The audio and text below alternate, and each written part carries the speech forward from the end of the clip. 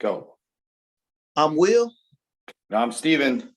and this is the Post Pete Chronicles Talk to Me Tuesday. What's going on, you guys?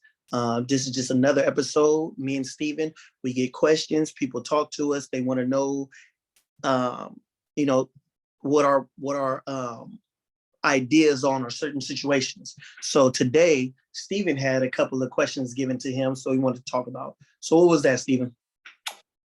Some people ask, how do you deal with vices? One thing that we know that dealing with the formerly incarcerated is a lot of them have vices, whether it be drug addiction, lying, stealing, cheating, alcoholism. There's some sort of vice, and you could argue everyone has a vice. So what's your view on vices, how to deal with them, and are there good vices? All right, go ahead. Don't kick it off. Oh man, I mean, so I believe everyone has a vice. And, I was talking to someone the other day about working out is a vice and physical fitness is a vice. And now, while it's more socially acceptable because it's healthy, it's not hurting anyone, like alcoholism, drugs, you're not stealing, you're not lying, you're not going to go to jail for working out. It still is a vice. And oftentimes I'm finding a lot of people in the gym, they work out to kind of get away and not deal with certain issues. So with my thing about vices is, do we all have them? Yes. But even if it's a healthy vice like working out, you're still avoiding the real problem, right? A lot of us work out to build this tough exterior and want us to look a certain way, but we're still haven't dealt with the actual issue. Society's like, hey, it's great, you're working out, we're proud of you. And I know we're both passionate about swapping a bad vice with a good vice, right, Will? Definitely. So I'm kind of like on the same lines as you. A vice. For some reason, I'm looking around for a dictionary. Like, oh, let me get a dictionary. Let me see what Webster says a vice is, so we can speak directly to that. So how about that? Yeah, Let me see. Yeah, that's what the beautiful part about these phones. I'm telling you, this new technology. I don't know if you knew about it, but you can go to your phone and type in what is a vice, and voila. Google can find you everything. It will find you everything. I'm telling you. Okay. Okay. So it's a noun. Immoral or wicked behavior. An open source of vice or crime. Criminal activities involving, not that one. But essentially, so there's a negative connotation with vices. So when we say vices and bad vices, according to Webster's, there are no good vices. There may be good addictions. Yeah, but or a crutch. Maybe I'll call it a crutch. Yeah, because a vice on the surface is something negative. So I would say, even if you say working out, kind of like on the lines of what you just said, even if you're working out, if that working out keeps you from, you're doing it to mask a bigger issue instead of facing that, then it becomes a vice. If you're working out keeps you from developing strong relationships or getting your regular work done, because like, oh, I got to work out and this is what it is, and you work out to almost to that point where you're hurting yourself, well, that's when it becomes a vice. That's bad. Before that, it's just an addiction. It's just something that you like to do. It's a whatever it is. So vices, how do I deal with vices? How do I deal with addictions? Definitely negative addictions, we transform them into positive ones, because when people have addictive behaviors, when you take one from them, like drug addicts or anything like that, they have an addiction, they have an addictive behavior. So when you take that drug from them, what do? They start to smoke cigarettes or chew bubblegum. They have to do something with their self. Yeah. They have to do something. So then now we move that into working out. So definitely, I think that vices are bad because Webster just told us that. Webster just told us that. But addictions on the surface, depending on the addiction, are not bad as long as you do not let it control you in a negative way. That's my opinion. I agree. Now, let's say somebody is struggling with a vice, alcohol, drugs, some sort of negative addiction. What advice would you give them before they go down a deep, dark path? Well, if you're talking about drugs and alcohol, I know a lot of people don't believe in like the 12-step program, but I do.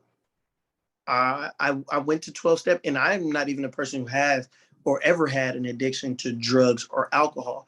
But I used to go to 12 steps for there's this thing called criminal addictive thinking. And so you can be addicted to criminality. And criminality doesn't necessarily mean, oh, I'm going to go out to hurt people, but it's the getting over. And so that's where it begins. And so that addiction that I had to that street life, or, I wanted to deal with that. And a lot of the things that they teach in criminal addictive behavior, they also teach a 12-step program. So because I couldn't get into those type of programs, I started going to AA and NA.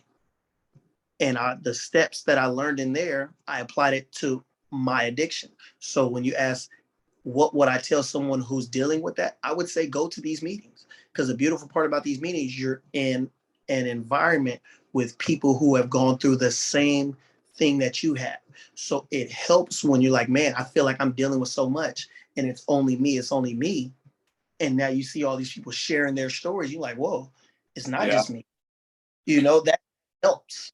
It really helps. That's what I would tell them. absolutely. I think when you voice your struggle, you take away its power. Mm. I think we like to lie to ourselves that we're the only one struggling with this. We're the only one, no one else, we're ashamed. But when Mhm. you voice it and you tell people you're struggling, you realize how you're not alone. People want to help, and it's not the end of the world. So it can lead to you getting help, but just hiding this addiction out of shame is never going to get the result you want. It's not a battle you want to fight Mm. That is 100% true. And that kind of brings us into our next topic, which is consistency. And a question that was asked to me was, how do you stay consistent in this new transition that I'm in? And so I just pretty much open it up to consistency in all things. And we can go back to the addictions with drugs and everything like that. So if you're going to change your life for the better, then you have to be consistent. Just like if you're going to, we don't have to be negative. If you're going to work out, let's speak to working out. Like if you're going to work out, you want to achieve a goal, and you want to be a pro, if you want to get on stage, if you want to go to the Arnold Classic, if you want to do all these different things, you have to be consistent in all facets of life. If you want to succeed, you have to have consistency, because there's going to be adverse times. There's going to be times where it's going to be hard and you're going to like, I want to give up. But in those moments is when you have to keep going the most. So being consistent is probably easier said than done for a lot of people. How do you build habits of consistency? One step at a time. And really that's the answer. Just one step. Consistency, you don't build that 10 years down the line and say, well, 10 years I'm going to be this. Well, in those 10 years, you're not counting the minutes, you're not counting the hours, you're not counting the days that it takes to get to those 10 years. So those consistent moments happens every single day. That's waking up every single day to go to that job. That's waking up every single day and going to school and doing your homework. And that's every single day working on your craft, every single moment, every single hour and day to get to that 10-year mark. So that's where consistency starts with the baby steps. Rome wasn't built in a day. I mean, how many analogies and stories do we have, where we talk about how people take baby steps to get to the top of the mountain? Yeah, I think also consistency, routine needs to be part of it. And I do like what you said, like Rome wasn't built in a day. I know you want to be in 10 years, but what are you going to do today to get there, right? It's, I'm pretty busy, you're pretty busy, and what I focus on is what I can do today. I can't do anything about yesterday. I Right. can't do anything about tomorrow. What can I do today to build and work towards what I'm trying to achieve? And when you have that mindset, it's like Legos, right? You're putting one on top of another on top of another. Next thing you know, you got a whole castle. And Man. I do think consistency is key, but I also think this generation is a slave to their feelings, right? And if you listen to your feelings, one thing someone told me, one of my therapists told me, feelings aren't facts. It's okay to have feelings, but they're True. not always true and they're not always factual. You're entitled to your feelings, but if you're a slave to your feelings, I'm not going to work out every day. I'm not going to eat all the food I need to get on stage. I'm not going to go to work because I don't feel like it. You know what I mean? It's funniest thing, the greatest Mr. Olympia ever, Ronnie Coleman, 8-time Mr. Olympia. Yeah, buddy.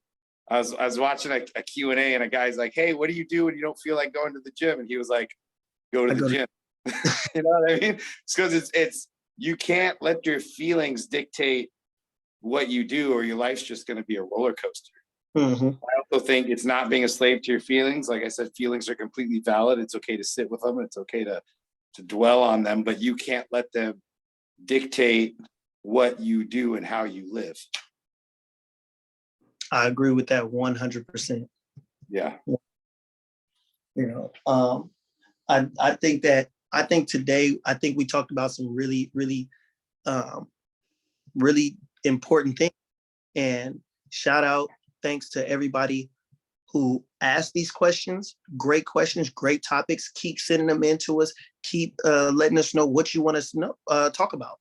Me and Steven, we love to talk. Talk to me Tuesday. This is what we do. Absolutely. Keep Yeah, the questions coming, and we'll keep answering. And we love talking, obviously. Definitely. So, from here on out, we want to start having guests. So, and it could be honestly anybody. You know what I'm saying? We would like to talk to former guests, see where they're at, and see what's on their minds. But if you want to be a guest on Talk to Me Tuesday, if you got something to say, man, reach out. Let us know. You said we're opening this up to everybody. Talk to Me Tuesday. We want to talk to you soon. We'd love to have you. All right. Thanks, man, for another episode. Thanks, Steven. Thank you guys for listening. Post P Chronicles. Check us out, all platforms. And do not miss Justin's story, man. Part 2 coming soon. Watch it, listen, and learn. Killer story. All right, guys. Talk to you soon.